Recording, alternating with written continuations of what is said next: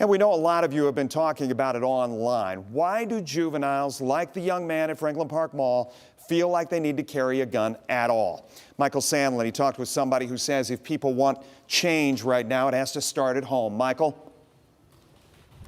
Jeff, Tony Johnson is a minister and youth advocate who works with troubled teens right here in the Glass City. He says after years of hearing their stories, he's realized that their trauma starts at a young age. He says by the time those kids turn into teenagers, the damage is already done.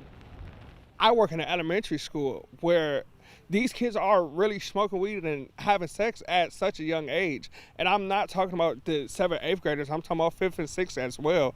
And these parents are like, oh, you're really out here smoking with your kid, being their friend. After years of hearing horror stories like these, Tony Johnson has a diagnosis. The destruction of innocence starts young. Parents are displaying all the wrong things.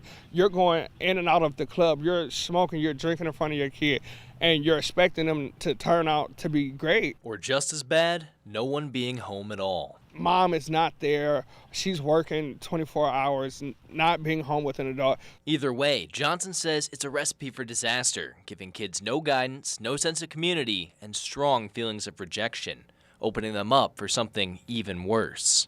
I've witnessed this firsthand. Gangs are about belonging. And if you don't feel like you belong at home, what else am I going to do besides go look for it somewhere else? Johnson says in a gang, carrying a gun gives you a sense of community and clout, giving these kids a feeling of being a part of something bigger than themselves. But the side effect is, by the time they're teenagers, life has become cheap. It's a game. It's a joke, because that's what we're allowing our kids to see. So toting a gun around inside a mall, for instance, just becomes a normal part of life. Johnson says he's seen it happen to roughly 25% of all the kids he's worked with over the years. He says parents have to stop treating their kids like a friend and to start taking a more active role in raising them right. A lot of kids rather have discipline. A lot of kids rather have a dad or a mom that's involved. They want that, but we're not giving it to them.